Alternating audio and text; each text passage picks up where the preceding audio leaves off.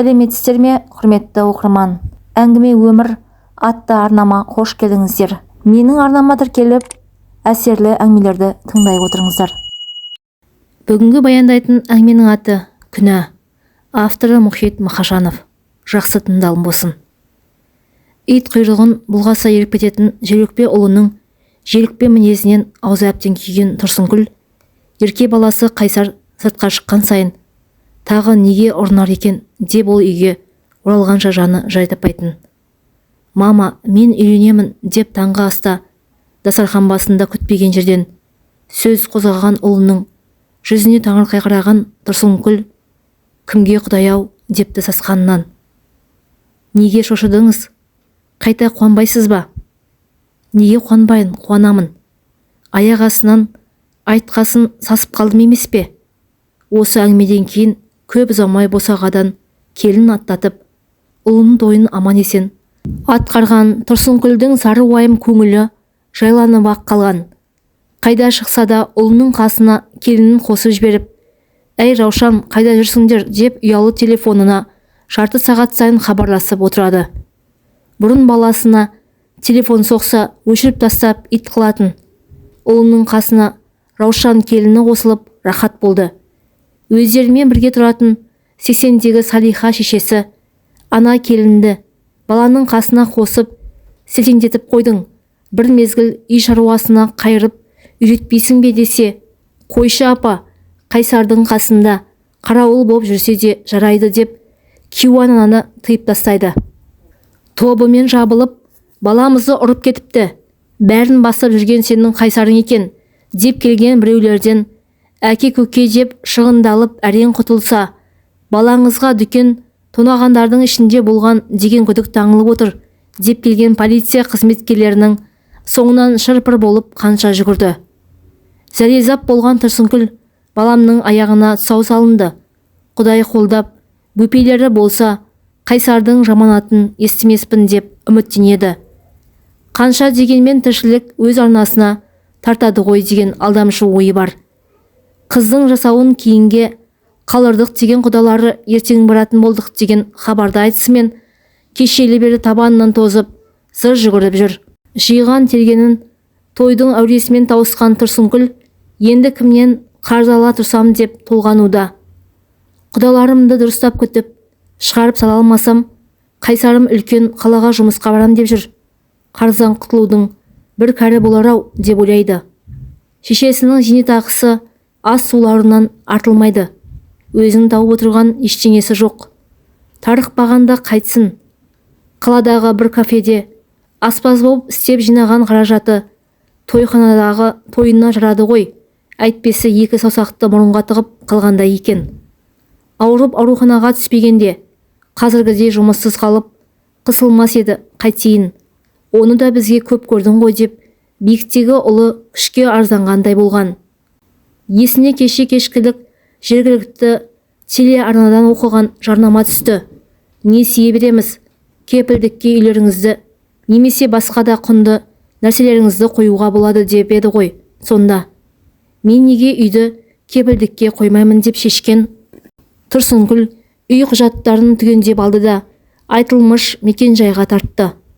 Құдаларды күтіп алып шығарып салуға жетет деген қажетті ақшаны несиеге алған ол үйін кепілдікке тіктіріп кейін қайтты. Қасына ұлы мен келінін ертіп алған Тұрсынкүл түс қайта базарға шығып, ертеңгі келер қонақтардың бар мәзірін жасап та үлгерген. «Сорлау пұлды қайдан таптың?» Апа, қайтесіз? Кафеде бірге істеген бір келіншекпен араласып тұрамын. Жағдайымды айтып соған бардым. Кең көңіл жан, берді байғұс. Қайсар Алматыға барып жұмыс істесе құтыламыз да. Суға кеткенде талғармаған қолыма бірдеңе ілікті ғой әйтеуір. Арнайы фирмаға барып үйді тігіп несие алғанын жасырып қалды.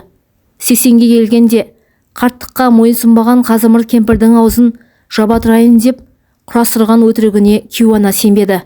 Қызының қылығын қылп еткеннен сезетін анасы Тұрсынкүлге сенбесе де сенгендік танытып, аяғы жақсы болса бопты әйтеуір деді қойды. Кісі күтуге қызу дайындалған Тұрсынкүл жатарға төсегіне шаршай құлаған.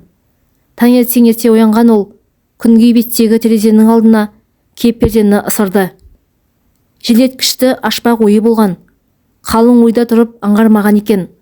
Сырттағы ышқына соққан желдің даусы құлағына енді жетті.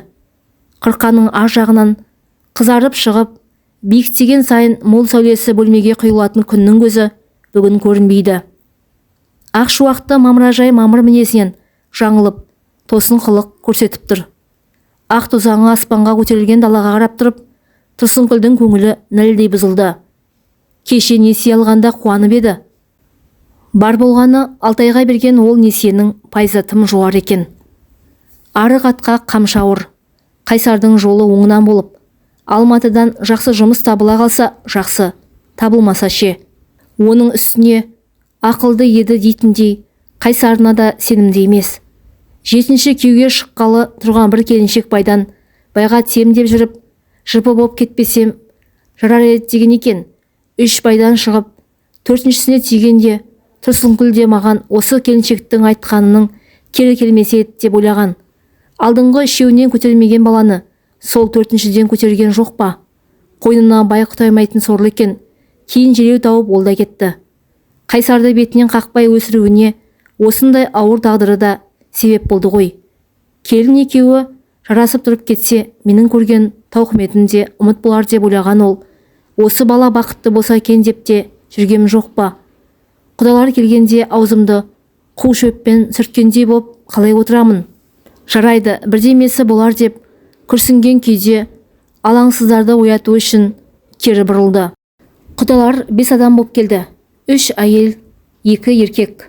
Бір-біріне жалғастырған аласа 2 столдың бетін дастарханмен көмкерген Тұрсынкүл айналадағы көршілердің де 4-5-еуін шақырған. Тойдың кезінде кафеден күтіп, удуымен кафеден шығарып салғанда құдаларға қыздарының келген жері тамаша боп көрінді ма, кім білсін. Қазір енді үй ішінің жағдайы түрін көріп қомсынғандай киім әкелгендер дастархан басында ашылмай отыр. Келген қонақтардың көңілін көтерісіп, дымын білдірмей жіберуге сеп болады деп шақырған көршілердің ешқайсының аузынан жөндеп сөз шықпай, екі жақтың жарасып кете алмай отырғанына да Тұрсынкүл іштей тұншыға ызаланды. Алсаңызшы, жесеңізші деп бір-бірінің қабақтарын бағып, сыпай сынғанға шыдамаған ол алдындағы шарап толы бокалды қолына алып орнынан тұрды. Айналайын құдалар, иесіз үйде болмайық. Көршілерімнің бәрі қой аузынан шөп алмас момын жандар. Өз тойымды өзім басқармасам болмайын деп тұр деп көпшілікті өзіне қаратқан Тұрсынкүлдің даусы алғашқыда дірілдей шықты. Иә, алдыр қонақтарыңа, қаралы үйге келгендей болмай, көңіл көтеріп отырмайсыңдар ма? Алдарыңдағы стакандағы суларың да сендерге қарап мөлдіреп тұрды деген Салиха апа да қызына дем бергенсіп сөзге араласқан.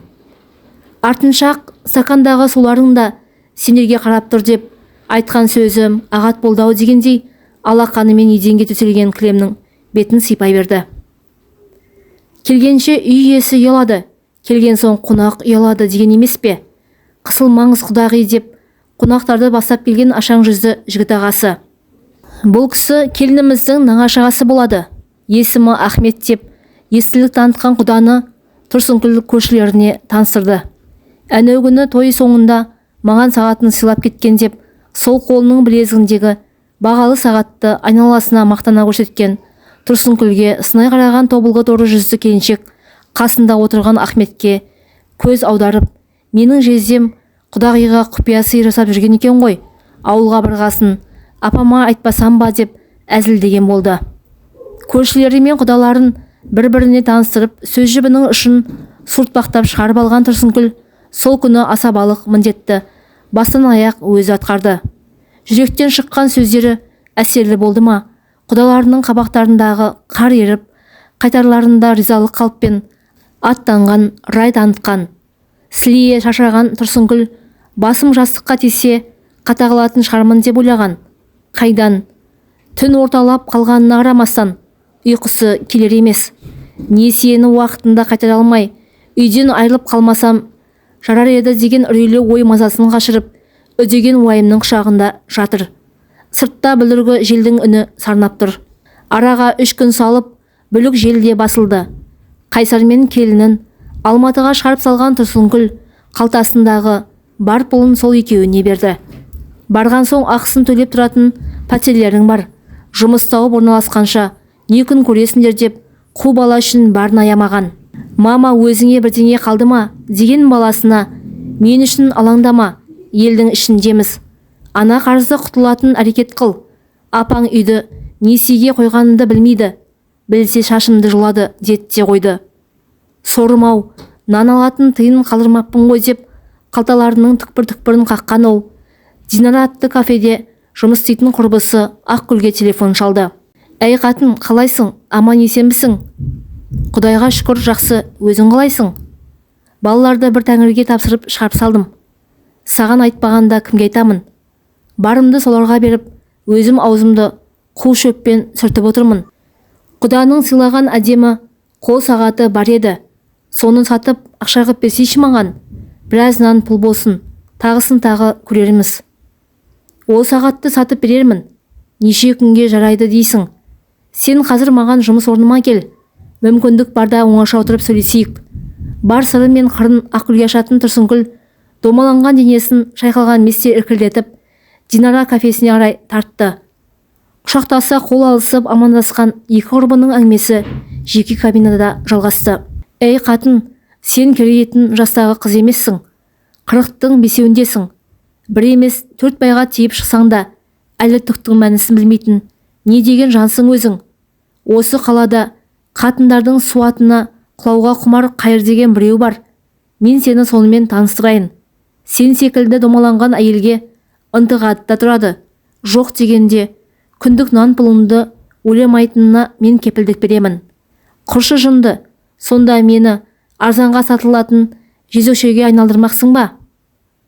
Қазіргі заманда періште боп жүрген адам аз. Сен жезөкше болатындай сауна жағалап кетпейсің. Тек бір адаммен ғана. Басқа түссе баспақшыл деген. Күнәмізді, халықты қайыршылыққа жеткізген биліктегілер көтереді. Сөзді қой да ертең кешкі 8-де осында кел. Мен сені сол Қайырмен таныстырайын. Алатын пенсиям арақ пен қатынға жетеді. Бір тұрақты баратын келіншекпен таныстырсай деп жүреді өзі де. Сонда ол шаладан ба? Қаусап тұрған шал емес, 60-та алқымдап қалған ақбас. Көрінген әйелдің төсегіне тесілген нәпсі құлдың ақшасы саған берсін деп тұрмын. Мә, мынаны нан пұл қыл, сағатты сатуға асықпа деп жаны ашығансып тұрып берген Ақгүлдің 1000 теңгесін алып тұрып Тұрсынкүл, қу жетіспеушілік-ай, адамды күнәға еріксіз жетелейсің-ау деп ойлады. Тұрсынкүлді сары уайымға салған 6 айда өтті. Кеше ұлы Қайсар хабарласып, мама несиеңді төледің бе дегенде, иә төледім құлыным деген Тұрсынкүлдің даусы дірілдеп шықты. Даусың біртүрлі шығып тұр, ауырып қалған жоқсың ба? Жоқ, ауырған жоқпын. Сендерді сағынып жүрмін. Біз жақында барамыз. Бастықтан біраз күнге демалыс сұрадым. Келініңіздің аяғы ауыр. Құдай қаласа, немерелі боласыз. Ұялы телефондағы байланыс үзілгенде Тұрсынкүлдің жанарынан жас моншақтар бырт-бырт үзілді. Алматыға барған соң көлік жуатын жерге жұмысқа орналасқан Қайсар келіншегіне де бір магазинге сатушы болып жұмыс істейтін жұмыс тауып берген. Ұзағалы бері үй көрмей, телефон арқылы ғана хабарласып тұратын баласы мен келіні екеуі екі жақтап жинаған ақшаларын салып жібергенде Тұрсынкүл ерекше қуанды. Ақгүлдің тансырған Қайыры 2 күнде бір хабарласып шақыратты тұрады. Бұл күнәмді балам білсе не бетімді айтамын деп қарадай қуыстанды. Қайырдың пенсия деп жүргені жұмысқа жарамсыз деген, денсаулығы жоқтарға беретін үкіметтің жеңілдігі екен. Отбасымды асырауға қолымда ұстайтын малым бар. Үкіметтің ақшасын сен секілді жесірлерге шашамын деп келген сайын күпінеді. Біреу тоңып секірсе, біреу тойып секіреді деген осау деп Тұрсынкүл басын шайқайтты қояды. Қосулы тұрған телевизорға қарап отырып, Қайырға звондап, Алматыдан балам келе жатыр. Телефоныма қоңырау шалма деп айтсам бекен деп ойлады. Бірақ әлі уақыт бар ғой. Ертең кездескенде түсіндіремін деп тағы тартынды. Экрандағы жаңалық жүргізуші қыз нан бағасының 5 теңгеге қымбаттайтынын айтты. Жақында ғана елімізде азық-түлік бағасы қымбаттамайды деп жатыр еді. Бұл биліктің сөзінде де бәтуа жоқ-ау деп ойлаған Тұрсынкүл телевизордағы жаңалықтан жағымды жаңалық естімейтін болдық қой деп мұңая күрсінді. Қолдарында микрофон ұстаған журналистер тобы бір министрге қымбатшылық жайлы тұстан сауал қойып әлек.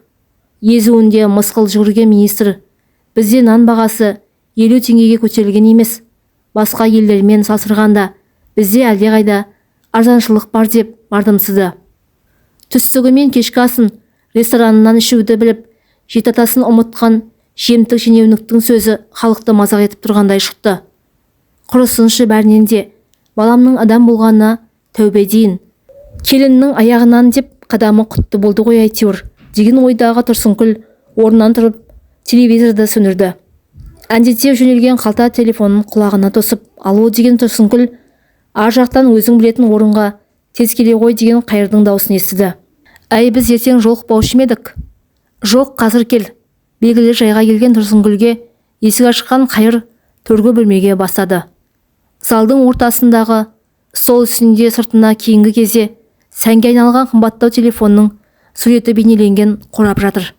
Мынау саған сыйлығым деген Қайырдың сөзіне сенбеген Тұрсынкүл қорапты ерінбей ашқанда ішіне су жаңа көздің жауын алатын алақанның жалпақтығындай телефонды көрді. Әйеліңе апармай маған әкелгеніңе қарағанда сен өзің мәрт жігіт болдың ғой. Бұл маған тегін келген дүние. Әйелімде екеуі бар. Мен қалам ұстайтын жанмын. Қаладағы елге еңбегі сіңген жандарды мақтап, жазба ақындардың жыр сайысын өткізіп тұрамыз. Ұйымдастыратын өзім. Қазаншының еркі бар, қайдан құлақ шығарса деген. Бәйгеге тігілген заттай сыйлықтардың тәуірі менікі. Ондайда өнерің бар ма? Деген Тұрсынкүл пасық мақтанышы жүзінде ойнаған Қайырға танына қарады. Сен мені әлі білмейсің. Кімнің ақмақ, кімнің ақылды екенін сөйлескеннен білемін. Арқасынан қағып, асына көпшік қоя сөйлесең, осы қаладағы асабаның орнына асаба болып, еш ақысыз тойыңды тегін өткізіп беретіндер де бар. Мен сондайларды пайдалана білемін. Тіпті алдына бір түйір ас су қоймай қайтарамын. Алдағанға баладай еретін жанр ақындар деуші еді.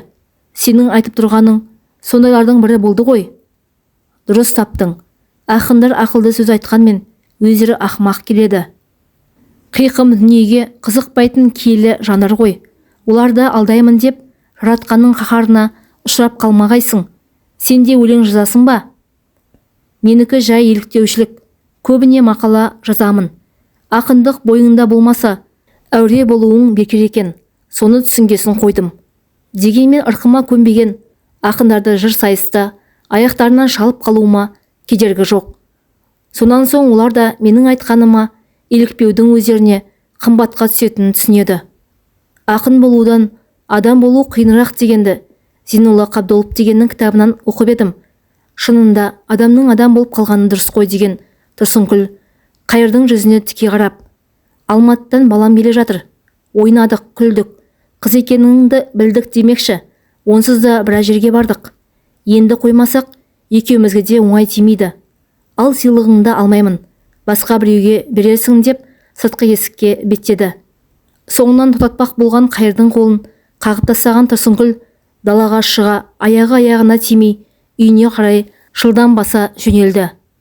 Ішінде тұрмыс тапшылығының кесірінен арсыз адаммен абыройымды арзандаттым-ау деген өкініш өртеніп жатты. Әңгіменің соңы. Зейін қойып тыңдағандарыңыз үшін рахмет.